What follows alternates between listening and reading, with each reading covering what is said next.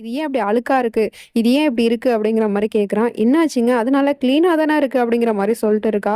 இல்ல இங்க பாரு இந்த பின்பத்த பாரு ரொம்ப கேவலமா இருக்கு. பார்க்க நல்லாவே இல்ல. இதுல என்னோட முகத்த பார்க்கறதுக்கு அசிங்கமா இருக்கு அப்படிங்கிற மாரி சொல்லிட்டு அவன் அங்கேருந்து போயிடுறான். இவளுக்கு ஒண்ணுமே புரியல. என்னடா இது பாதி ராத்திரில எழுந்திருச்சு கண்ணாடிய பார்த்து அசிங்கமா இருக்கு, அழுக்கா இருக்குன்னு சொல்லிட்டு போறான். என் புருஷனுக்கு பைத்தியம் கீத்தியம் எதுவும் புடிச்சிருச்சா? அவர நீங்க தான் காப்பாத்தணும் கடவுளே அப்படிங்கிற மாரி நம்ம ஹீரோயினி பயந்து போய் வேண்டிக்கிட்டு இருக்கா.